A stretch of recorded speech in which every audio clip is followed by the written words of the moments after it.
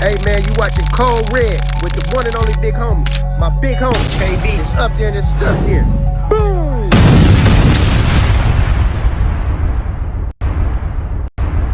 Ricardo or more, drink like a boss. I am the greatest. If it ain't diesel on the beat, nigga, me neither. Y'all keep it simple. Sometimes you gotta dumb it down. Keep it simple. Sometimes you gotta dumb it down. Keep it simple. Sometimes you gotta dumb it down. Keep it simple. Down. Down. Keep it simple. Sometimes you gotta dumb it down. Keep it simple. Hey, what's up? We in Cold Red where there's smoke, there's fire. And I'm your host, the Playmaker. And today we outside with it. We're in a beautiful Louisville, Kentucky. And I got a very, very special guest in the building. I got ValleyJoe in the building. ValleyJoe. Whoa, what's happening, man? Cold Red, man. KB, the Playmaker, man. ValleyJoe, man. We keeping it simple, man. 502 stand up, Louisville, Kentucky. Let's get it. No doubt. Say, Joe, man, I got some very in-depth questions I'd like to ask you. Ready? Get it. Well, let's get right to it. ValleyJoe. My dog, tell the people a little bit about you. I done jumped back into this music. I dropped I shot a video like 2 years ago.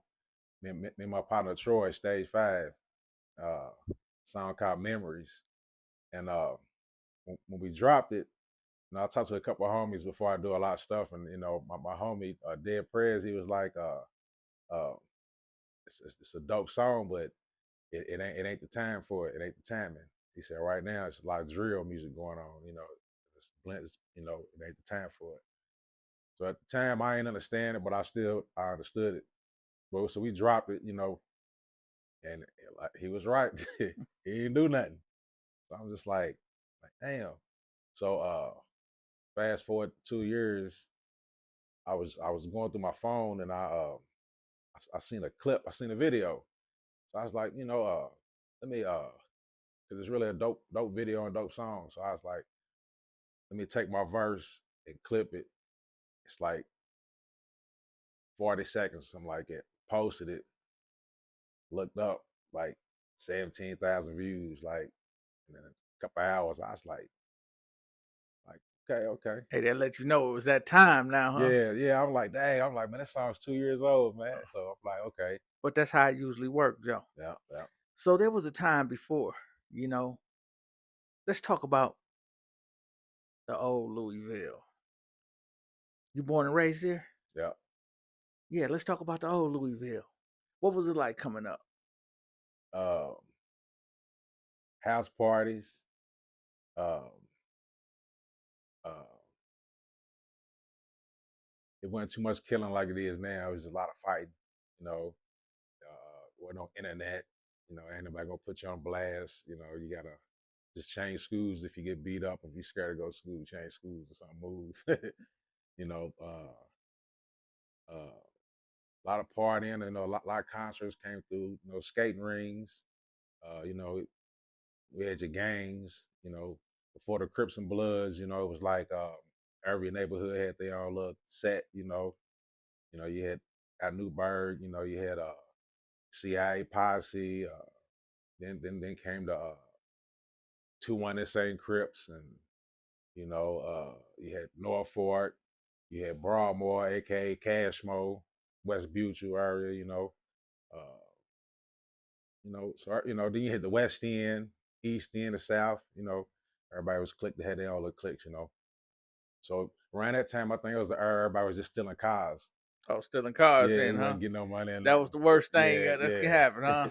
So yeah, it was stealing cars, man. Just trying to learn how to drive and just stupid stuff, What And, neighborhood you from? What part? Yeah. I'm from all over, but it all depends on what part I was in when I started doing certain things. Okay, so you good in every hood. Yeah. Yep. Okay. Every hood, man. Yep. Like my mother, I guess we moved around a lot. I had grandmothers here and there, so every weekend or something like that, I was in a different part of town. Or by her moving, I done started out in J-Town when I was young, like young, under 10 probably. straight from J-Town. I guess parents got into it. We ended up going straight to Southwick, all the way to the West projects. Uh, I don't really, remember too much about that, but it was there. Then to the West, Village West. We lived up there. Then we moved in Old Louisville, so that's the East. And I went to middle school with all the East Siders. I went to my grandma's house on the weekend in the West End, so I was with the West Siders. Market Street, Muhammad Ali, Broadway, 24th, 20th Street, 26th Street, 38th Street, 41st Street. Like, You was all through it then, all huh? through it, man. Good in every hood. Ain't nothing like being good in every hood, right? Right. Hey, man. So, Joe, man, it's a lot of talent that then came from Louisville, man. What you think about it, man? Who you think is the biggest artist today out of Louisville? Man, it's a lot of talent in Louisville, a whole lot, man. Of course we got Static Major, R.I.P. Static Major. Of course, ESTG, of course, Bryson Tiller, of course, Jack Harlow. We got, other celebrities from here. Shout out C-Tez, people like that, entertainers. Yeah. Then we even got people like from the group New Birth. Okay. I don't know a lot of people know that. No. It's a couple of singers here from the actual group called New Birth, R&B group from the 70s. Mm-hmm. That song Wildflower. Okay. I think it might be a couple people from Midnight Star. I heard a lot of people heard, man. No doubt. And now we got ValleyJoe. Oh yeah. You got an interesting name, man. Where did you come up with the name, man, ValleyJoe? ValleyJoe. A lot of people was like, man, you from out Valley Station, and I'm like, nah, man. Shout out Valley Station, but I ain't never lived Valley Station. I got family, I got people out there with. Nah, it's like people out in California, but they always give you a name. They like, you from the Valley, so it's ValleyJoe, or like how they got Vallejo, California. Mm-hmm. So it just kind of went with ValleyJoe, and then I liked it because it was just my real name. Okay, so somebody from the West Coast gave you that name? Yeah. And So it stuck with you. Yeah. So I pretty much and then I got that name in penitentiary. Oh, okay. Yeah. I was locked up, man. I was hanging with them cats out Cali, cats in New York. Just it's politicking, man. But Yeah, that's no why I got doubt. that name. How much time you do? Huh? How much time you do? All together, man, like 9 years. Not straight. Yeah, but in 9 pieces, years, huh? man. I gave them people, man. 9 years, man. I had like 16. So was that before you had your love for music, or did that interrupt the process? Yeah, I always interrupted it. Hey, matter of fact, I'm glad you said that. I remember, man, like I was supposed to never. I'm gonna be real, you know what I'm saying? I was supposed to never be trapping or nothing. Not saying I ain't come up rich or nothing like that, but like I had people around me that did stuff like that, and they always told me, they was like, man, you don't need to be doing that, man. Here, I got a new beat machine for you. Here, what kind of mic you need? I'm like, yeah, I'm taking all that, but I'm seeing what they doing, and now I'm wanting that, and they like, how you stay in the basement, man, making beats, man, do this, do that. I'm like, so that's why I picked up a bag. I got caught with jail. Oh man. And they gave you 16? But I got caught like 3 times. That's all I ever had was trafficking and possession charges. Okay. And I end up like the first time you get 5 years, get a year probation, caught another case, get enhanced it to 10 years, do 2 years, get out on parole, caught another case. Then that went to like 20 something. And before I took the trial, I just kept fighting it, and it got knocked down to like 16, and I felt like I won. So, but altogether, it took 9 to kill it. So as talented as you was, you didn't believe in the music? I did, but I was doing it for the wrong thing at the time, and that was for the love of it. Because you was already getting money then. Yeah, So yeah. I was doing it for the love, and I didn't know the business. and then the music might have just been a hobby for you, huh? That's what Because it was. you was It already was a fun getting hobby, paper. something to try to get rich. Yeah. But yeah, you was already getting money. Yeah, so yeah. It really didn't matter. Nah. So at what age did you find your love for music though? Man, probably about 10, 11 years old. I used to elementary. I used to beat on the tables, make beats. I used to do the announcement in the mornings and try to do rap songs for holidays, all that stuff.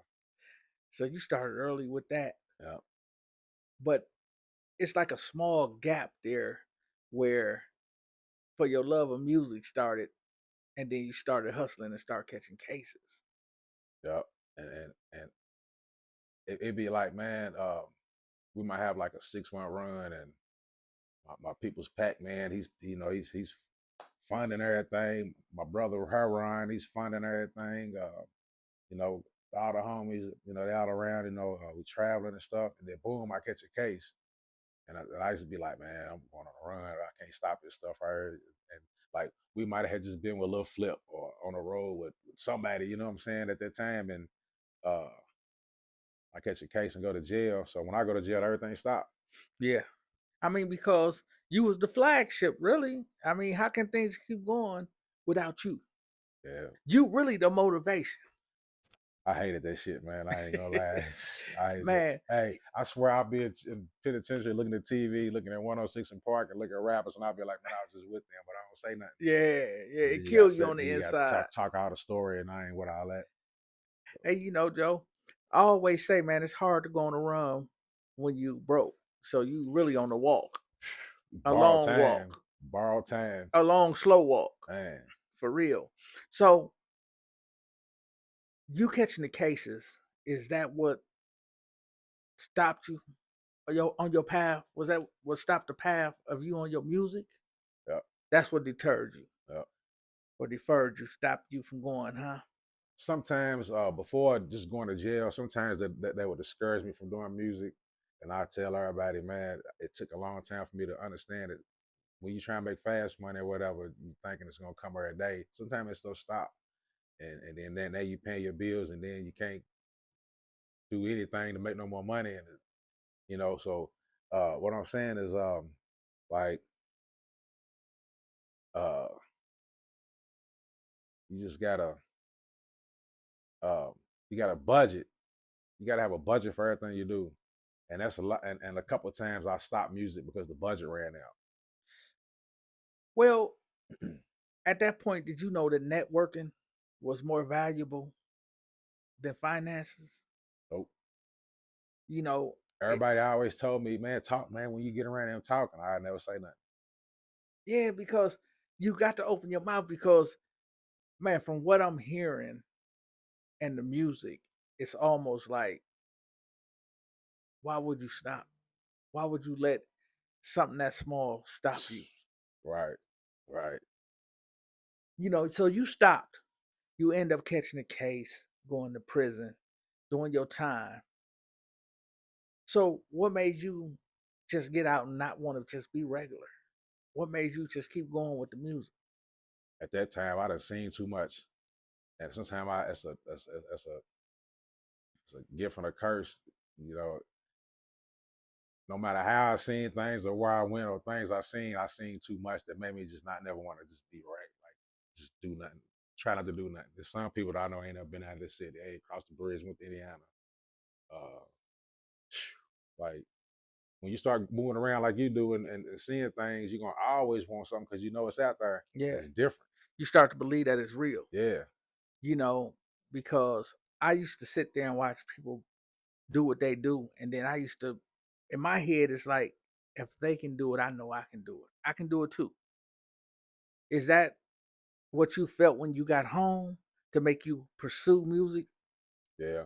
And a few key people who always motivated me and was like, man, you ain't in the lab or you ain't doing nothing? Or I'd be like, especially when I see somebody be like, when's this coming out? I'd be like, shit. But I ain't recorded it, man. You know what I'm saying? But when I heard good positive feedback and then when I see how people react to it, I'd be like, man, I gotta keep doing this, man. Stop for what? I never know if I stop. Right. And if I don't go, then I'm just ain't doing that. Man. Well, let's talk about what's really got us right here, man. The simple joint, man. Yeah. Keep it simple. Keep it simple, man. Whoa. Keep it simple. So you telling me that song is 2 years old? Nah. Not that one. the other one that's 2 years old that dropped is what made me do that. That's the next song that I did. Okay. I So was like, I gotta come up with something. so the first song that you dropped was 2 years old. You brought it back to life and dropped it. It started gaining momentum. Yeah. And one day, And that lets you know that I said, okay, my "Fuck it." time is now. I said, yeah, they like his style. I need to stick with their flow and dumb it down and just keep talking how I'm talking. Then I don't even know what made me come up with the character, man. I just like I said, I can be standing on a corner and doing all of the hood stuff or whatever it may be, but everybody's already doing it. So I said, I'm gonna do something that I think people scared to do. Just I came up with that character, Joe Dirt. Yeah, and I think Mhm. you brought fun back to the music. Yeah. You know what I'm saying? Because we done had enough serious music, enough depressing music. And that's how I was thinking. Like so much has been going on in Louisville. Like don't know anybody running to look at to see that negative, you know. Man, I think the catchiest part of the song is that whoa. Hey, you know why? Hey, you know who? It ain't where I got it from, but who? The people who I channel that energy from, man. No Limit Records, man. Oh yeah. Yeah, you know they always on that. So you bought something old, yeah, back to the present, and Chance gets you, man. and you know what? And that's smart because the people that's listening to music now have no idea who No Limit is just until the verses. Yeah, They just now really finding out.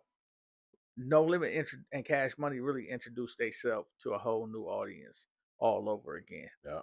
So you right about the Chance because, I mean, that's what I remember about the song. You know what I mean? Yeah. What was your mode like when you came up with the title? Man, where was I at? The song was done. Shout out to Young Diesel. He produced the beat. I went and got the beat from Young Diesel. That's where I get my production from. Shout out to Face, IPR Independent Payroll Studios. That's where I record at. I think me and Face came up with that name. We was in the studio and we recorded it, and I was just like, what we gonna call it? I think because I already had the hook and everything going. No, I think. So how long you had that in your head? Man, it took me a week or two to come up with that. Yeah, the melody and the concept and everything just popped straight to at me one like, time. Yep. When I dropped that song from 2 years ago, and it did like 17,000 views or something in a day or something, I was like, I straight went holler at Diesel. We went through some beats, grabbed some beats. I wrote the song in like a week, and then it's only a verse and a hook. I wanted to keep it short and straight to it. Yeah. I can rewind it or just go to the next one. They're all gonna be short. It took a week, man, and then another week I did the video. So you was working. Yeah, I had to. You gotta think this is just October. All that just dropped. And you know, we on a sense of time right now. I mean, once you got that viral moment, you had to know that I got to press the button on this. Yeah. I got to keep dropping and keep it in their face. Yep. So you found this single. It's doing good. How you feel about it? Man, God is good. That's all I can say. Like, like I tell people, and even to what I'm doing right now, I hate to say it, but it's not an effort. You know, it's effortless. It's just coming to me. I swear. Like, I heard something, and it's just, and I think because I'm trying to keep it all the way just real with myself, and be myself. Like, it's just I don't force nothing. Yeah, being genuine is always the best way to be authentic. Yeah, because forcing nothing. Yeah, you can't force it, and by you not forcing it, everything is just coming to you like you want it to come to you. Yeah. So what's the plans next? What's next? Keep dropping music? Yeah, I'm working on an EP. It's called Promoting and Smoking. Okay. It's just the EP, Promoting and Smoking. About 6 songs on there. The first single was the Keep It Simple. The second single I just dropped is Break It Down. We'll shoot a video to that. Then I work on a song like every week. Okay. So I feel like it's done. It might take a week or two to really finish it. Okay. Then I'm gonna drop the EP. Just keep shooting these videos, man, and Because you know it's all about content. So Yep. you gotta really, now that you got the buzz, you have to really go in overdrive with it to Yeah. keep the buzz. That's Now, what it's now the work has just started for you. Right.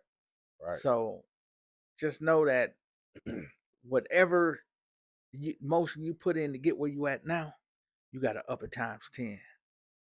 And you know, so while you just said that, I was going through my gram and all my platforms and everything, looking at the videos and photos, and I'm like, okay, all right, these did good, these okay. I say, so you know what? Another song, I got to do all of this again for this song. Yeah. I'm And like, shit. probably up it a notch. Yeah, got to turn it up a little notch. You know. But congratulations to you for all the success, man. I'm proud of you, you know. Appreciate it, man. What else you do besides music? What else did Joe? I guess another reason why I think of was thinking even in the thought of a Joe Dirt character or whatever, just to put in a video or something, is I used to shoot music videos, and the reason why I started doing that is because I started in the movie By Any Means. Shout out to Dolly Corleone and my brother Ryan, director Rick Carr who filmed it. We shot that movie like 10, 11 years ago. Okay. It's like 1.4 million views on YouTube now. When we dropped it, we had a red carpet event at the theater, Stony Brook Theaters, sold out crowd.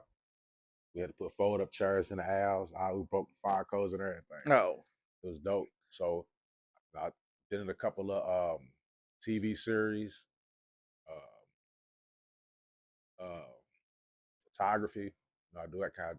I get into that, and all the reason why I started doing all that stuff was to save money. yeah. Because that's all that come with the game with music. When I was seeing that and was paying for this and paying for that, I said, I ain't gonna let this stop us from doing this. We gotta go buy the cameras and learn how to do it. And that's crazy because it's funny you say that because I started off running my own label, having some artists. But I found out that marketing was where all the money went because we were trying to promote and get our. Yeah. So from that moment on, I found my love for marketing, and I've been doing it ever since. I didn't want to be no CEO no more. Didn't want to have artists no more. I went straight to doing marketing and promotions, and I became good at it.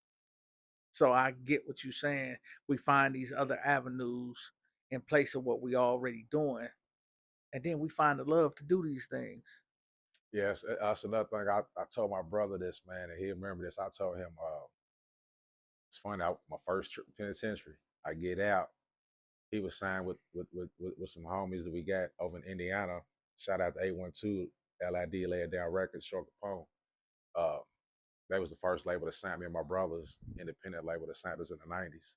Okay. So when I went down, he dropped the album under their label, right?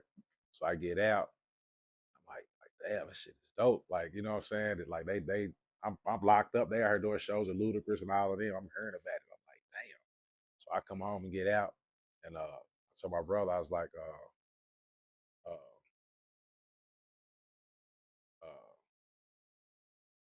don't just focus on rapping. Learn all of the stuff that you can learn, so you'll always have a job. Yeah. If you just asserting this, you will be irrelevant at one point in time. Yeah. So if you just try to learn everything, and that's what I did, man. I try to learn as much as I can learn, so I always can make some kind of money. And stay around the music business. Around the game, because I love to do it. Right. You know, if I didn't love to do it, I wouldn't care. Yeah, so we don't want to drift too far away from it. So we always find something else that we can do and make a living inside of it because it's, man, this is what we do. Yeah. At the end of the Obviously, man. So Joe, what's your dream collaboration? Dream collaboration.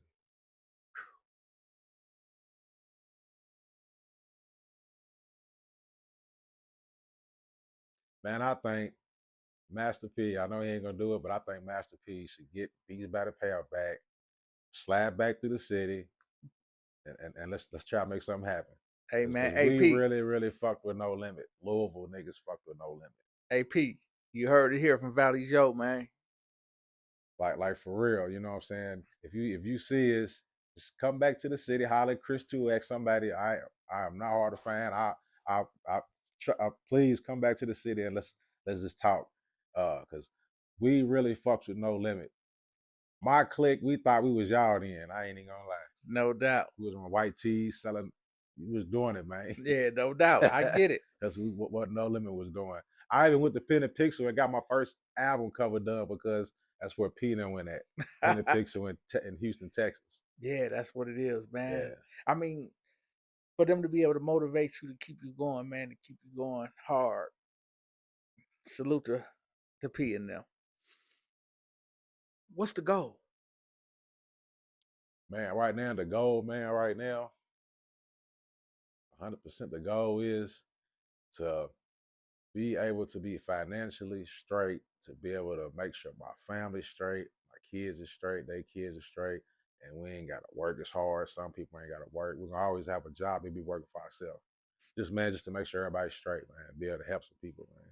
No doubt. I feel like I owe a whole lot, like my family, man. They coming up in the game, like my auntie, man, she used to rent my cars when I used to travel. Like, she do everything for me, man. I ain't been able to do nothing for her yet, man. So Yeah, I won't be able to. no doubt, man. We're going to work hard on making that happen, man. Man, what you want to say to them, man? Look in the camera and tell them, man. Because I know a lot of times it's hard for us to say how proud we are for the help that they give us. So, I mean, talk to the camera, All man. right, shit. Man, I appreciate everybody, man, for all the I like it, it's nice, for sharing, for the people, the ladies doing the Joe Dirt dance challenge, just all the support, all the, I'm doing it because y'all making me do it. I ain't doing this for me, you know what I'm saying? I'm only doing it because y'all watching it and y'all, y'all subscribing, and man, let's go, man. I'm gonna show you what to do with the bag, man, when I get it, man. No doubt. Hey, Louisville, stand up, man. Y'all got y'all one. So, Joe, if the people want to catch up with you, man, how could they do that? Right now, 502-794-9887. ValleyJoe, pick straight up. ValleyJoe 502 Facebook, Instagram, TikTok, YouTube. It's all ValleyJoe 502. Keep it simple now, streaming all platforms, music on YouTube. I just dropped another single called Break It Down. That's on all platforms. Video coming soon. Say, Joe, man, I want to thank you for taking time out your busy schedule to sit down with me on the couch, man. I definitely appreciate you. I appreciate you, man, for real, KB. Thanks for coming on the platform, Cold Red, where there's smoke, there's fire. I'm your host, the Playmaker, and this is my man, ValleyJoe from the 502. Whoa, Cold Red, man. KB, the Playmaker, man. And we out.